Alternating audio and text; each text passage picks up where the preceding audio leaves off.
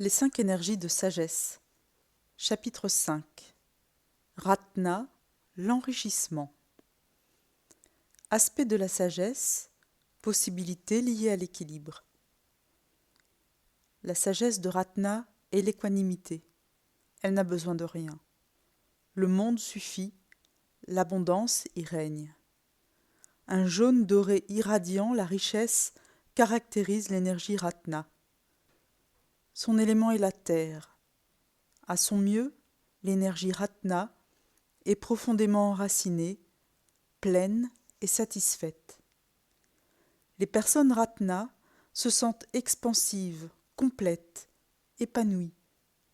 Comme le soleil qui brille sans discrimination, les personnes Ratna apprécient l'importance et la valeur de toute chose. Elles considèrent les autres comme leurs égaux, partageant une humanité commune. Elles estiment que les expériences positives et négatives sont également riches. Les personnes Ratna sont hospitalières et généreuses. Elles englobent, accueillent, incluent et offrent. Elles font ressentir la richesse chez les autres. Pleines de ressources, elles sont à l'affût de toutes les occasions. Elles peuvent tirer le meilleur parti de toute situation. Leur passion est d'englober le tout, de l'assimiler et de s'en réjouir.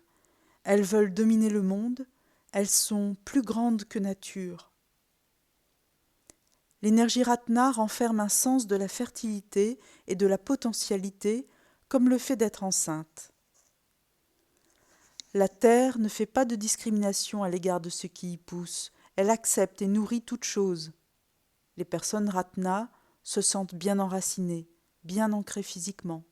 Elles ont le goût et l'odorat très développés. Elles s'orientent dans le monde d'une façon tactile. Elles veulent être en contact avec toute chose. Ce sont des personnes sensuelles. L'environnement Ratna est luxuriant, comme une forêt tropicale où l'air chaud et humide sent les choses vivantes. La matière en décomposition offre un terrain fertile à la croissance. Les fleurs s'épanouissent en abondance et les fruits mûrissent et tombent. L'automne, période de récolte et de célébration, avec sa profusion d'aliments et sa concentration sur la maison et la famille, caractérise l'énergie Ratna. Les personnes Ratna adorent l'action de grâce. Elles sont aussi dans leur élément à la fin de la journée de Noël, entourées par les décorations et les piles de cadeaux déballés à proximité de la cheminée, dans un mobilier confortable, blaguant, riant et écoutant quelqu'un leur raconter une longue histoire. Les personnes Ratna ont une fierté confiante et véritable. Elles font montre de dignité et ont un port altier, comme des rois et des reines, tenant leur cour sur un trône parsemé de pierres précieuses. Elles peuvent aimer porter des vêtements très ornementés aux couleurs vives. Elles peuvent aussi exprimer leur abondance plus simplement, comme l'agriculteur fermement attaché à sa terre, à ses animaux et à sa famille, comme le grand chef qui concocte des banquets pour tous, ou comme la mère qui prend soin de tous ceux qui l'approchent. L'ornementation élaborée de la période baroque représente le mieux l'énergie Ratna, tout comme l'opulence des cultures de l'Empire ottoman, de la vieille Russie et de la dynastie Ming en Chine. La Renaissance, en Europe, illustre cette abondance, et certains peintres de cette époque, comme Bruegel et Rubens, font montre d'énergie Ratna. L'Église catholique et le bouddhisme tibétain comportent de fortes caractéristiques Ratna. La société de consommation américaine et les événements artistiques des années 1960, appelés happenings, avec leur attitude de « tout est permis », traduisent également cette caractéristique. L'énergie Ratna est illustrée par une architecture élaborée, solide et massive. Les châteaux médiévaux et baroques, ainsi que l'art déco, sont typiques de ce style. La danse rituelle, remplie de signification et de symbolisme, et comportant des objets servant à stimuler les sens, ainsi que certaines formes de danse de la cour et les couronnements, sont très Ratna. La danse africaine, la danse du ventre et la forme contemporaine appelée improvisation contact présentent des caractéristiques Ratna.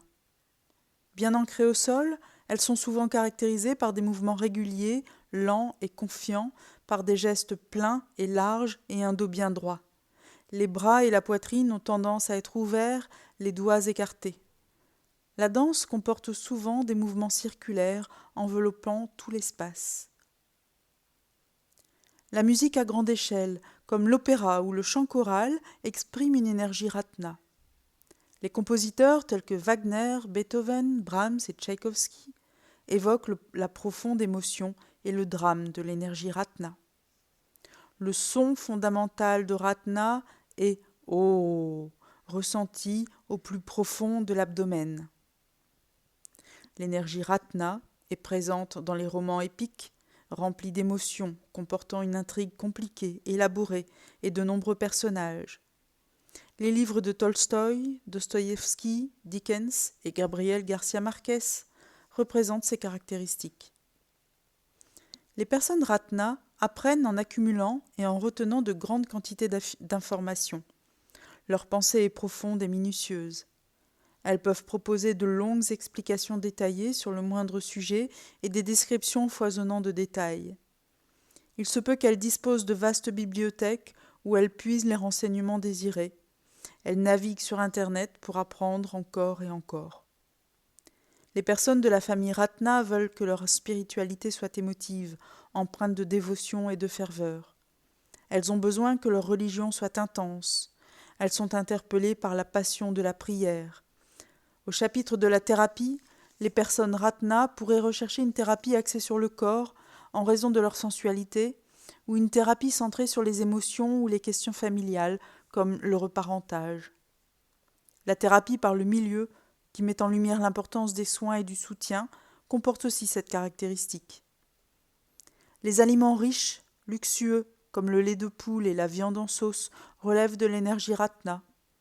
Les animaux aux caractéristiques Ratna peuvent être voyants et spectaculaires, comme les oiseaux tropicaux, ou gros et lourds, comme les éléphants, les baleines, les ours et les porcs. Schéma renforcé, aspect névrosé. Lorsque l'énergie Ratna est exagérée, elle devient orgueil et arrogance. Les personnes Ratna névrotiques sont suffisantes, bouffies d'orgueil et grandiloquentes. Elles disent « Je suis importante, pleine de ressources, et j'ai ce qu'il faut ». Les personnes Ratna sont prétentieuses. Elles ont tendance à prendre de la place à un point tel que les autres se sentent étouffés et oppressés. Elles ont besoin de s'affirmer et de consolider leur importance en laissant une forte empreinte sur le monde. Lorsque les choses s'effondrent, elles s'enveloppent dans leur fierté. Elles veulent être le centre du monde et le principal objet d'attention. Elles ont tendance à parler fort, sans arrêt. Lorsque les personnes Ratna perdent leurs caractéristiques d'abondance et de richesse, elles sombrent dans une mentalité de pauvreté marquée par une indigence perpétuelle. C'est le royaume des esprits affamés. Elles absorbent comme des éponges ce qui les entoure, puis s'en nourrissent. Elles sont comme un puits sans fond. Elles considèrent la fortune et la diversité du monde comme extérieures à elles, hors de leur portée. Leur monde intérieur est misérable. « Je ne suis pas assez bonne, je ne compte pas », pensent-elles. Elles se sentent petites et impuissantes dans un vaste monde. Emprisonnées par ce sentiment de pauvreté, les personnes Ratna peuvent être très cupides. Elles veulent consommer et n'en ont jamais assez. Il leur manque toujours quelque chose. Dans le bouddhisme tibétain, l'esprit affamé est représenté comme un être ayant un gros ventre et un petit cou, un fort appétit et l'impossibilité de le satisfaire. Les personnes Ratna n'apprécient pas ce qu'elles ont, parce qu'elles en veulent toujours plus, pensant toujours que le meilleur est de l'autre côté de la clôture. Désirer et consommer est l'idée que les personnes Ratna se font de la satisfaction. Les personnes Ratna névrosées alternent entre le fait de s'emparer de quelque chose et de le consommer et la perte de l'espoir d'en avoir assez et l'apitoiement sur soi. Les personnes Ratna sont toujours préoccupées par ce qu'elles possèdent, par la valeur de ces choses. L'expansion les réjouit, la contraction leur est douloureuse. Elles sont possessives et ont un comportement territorial. Elles prennent chez les autres et s'agrippent à ce qu'elles ont, comme le parrain qui protège sa famille, mais qui est prêt à tuer pour obtenir ce qu'il veut. Elles accumulent sans discernement. les connaissances, la nourriture, les plaisirs, les amis, les propriétés, l'information, les expériences spirituelles, les souvenirs, les satisfactions d'ordre psychologique et les amours. Elles font une consommation ostentatoire. Tout ce qu'elles touchent devient une possession, une confirmation de leur existence. Les personnes Ratna protègent farouchement ce qu'elles ont accumulé. Elles deviennent mesquines et paranoïaques, craignant d'être volées. Leurs possessions deviennent un fardeau. Elles cèdent à tous les caprices et accumulent les choses, puis elles commencent à suffoquer, se noyant dans leur lac de beurre et de miel. L'appauvrissement mène à l'expansivité, qui mène à la claustrophobie. Dans leurs relations de travail, les personnes Ratna traitent les autres de haut. Elles sont dominatrices et oppressives. Dans leurs relations personnelles, elles sont cupides et étouffantes. Elles sont exagérément démonstratives et irrespectueuses des autres. Elles en rajoutent et font des histoires. Les mères Ratna sont possessives, elles nourrissent et dévorent. Les hommes Ratna sont souvent grossiers, négligés et font de grandes démonstrations d'amitié. La lutte dans la boue pourrait être le sport Ratna par excellence. Exubérants, les amoureux Ratna ont tendance à aller jusqu'au répugnant. La séparation leur est extrêmement douloureuse. Les personnes Ratna peuvent être exagérées et intenses dans leurs émotions. Lorsqu'elles perdent confiance dans leurs ressources, elles deviennent impuissantes et s'alimentent de l'énergie des autres. Elles cherchent constamment à être rassurées, à obtenir l'approbation d'autrui. La combinaison d'indigence et de fierté peut créer un drame perpétuel de peines et de crises émotives.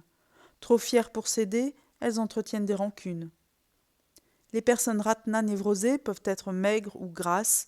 Leurs problèmes de santé ont trait aux désordres alimentaires, anorexie et boulimie, et aux dépendances. Les maladies qui illustrent l'énergie Ratna sont celles qui grugent, comme le cancer et la candidose. La fatigue chronique, avec sa sensation de vide et d'impuissance, possède une caractéristique Ratna. Transformer la névrose en équilibre. Comme nous l'avons vu au chapitre précédent, le processus de transformation de la névrose en équilibre mental est le défi ultime dans le travail avec les énergies. Veuillez consulter la page 56 de ce chapitre pour obtenir une brève explication, ou attendez le chapitre 13 si vous voulez une explication plus complète. La nature fondamentale de Ratna est la richesse. Les personnes Ratna oscillent entre le fait d'être riches et d'en tirer fierté et le sentiment d'être inadéquates et inférieures parce qu'elles sentent que la richesse est hors de leur portée. Parfois, elles ressentent un immense appétit et ont besoin de possession et d'attention. Leurs besoins augmentent sans cesse et elles satisfont tous leurs caprices, mais ce n'est jamais suffisant. D'autres fois, elles sont gonflées d'orgueil et se vantent de ce qu'elles ont. Martha vit seule dans une maison qu'elle a décorée luxueusement. Sa maison est remplie d'objets intéressants, de plantes et de collections qu'elle a constituées au cours de ses voyages. Très fière de sa maison, elle en fait même faire des visites guidées à l'occasion. Elle a beaucoup d'amis et aime rester en contact avec eux. Cependant, lorsqu'elle a du temps pour réfléchir, elle se sent inutile et a tendance à trop manger pour combler le vide. Elle a un important surplus de poids. Il a fallu plusieurs années à Martha pour prendre conscience de son schéma psychologique. Son bien-être et sa fierté lorsque sa vie est remplie d'objets, de gens et d'événements, et le vide qu'elle ressent lorsque ce n'est pas le cas. Se concentrer sur les excès de nourriture n'a jamais aidé. Suivre un régime est un comportement dur et critique. Cependant, avec l'aide d'un thérapeute, elle commence à cerner les moments où elle ressent le besoin de manger, ces moments terriblement vides où le monde semble un désert, et conserve cette sensation. En reconnaissant sa peur, Martha entre dans l'énergie qu'elle craint le plus. Elle devient curieuse à cet égard. Elle constate que l'énergie n'est pas nécessairement accablante. C'est simplement son énergie. Elle peut conserver cette énergie et s'en faire une amie. Lorsqu'elle se laisse aller à cohabiter avec cette énergie vide, sans tenter de la couvrir, elle fait l'expérience de sa richesse intérieure, telle qu'elle est, sans pauvreté ni orgueil. Elle n'a plus besoin de combler son vide avec de la nourriture, parce qu'elle ne se sent plus séparée du monde d'abondance. Activité Ratna. Pour faire l'expérience de la famille d'énergie Ratna, faites un choix parmi les activités suivantes. L'annexe A, les 5 énergies de sagesse en un coup d'œil, pourrait vous donner d'autres idées d'activités comme dessiner ou peindre en vous fondant sur les caractéristiques Ratna. Rappelez-vous que l'élément fondamental est de constater les effets de ces activités ou le simple fait d'y penser ont sur votre expérience avec vous-même. Concentrez-vous sur l'énergie Ratna pendant au moins une semaine. Habillez-vous de façon recherchée, choisissez des tissus de belle texture et aux couleurs riches. Portez des tas de bijoux et des écharpes ou des cravates colorées.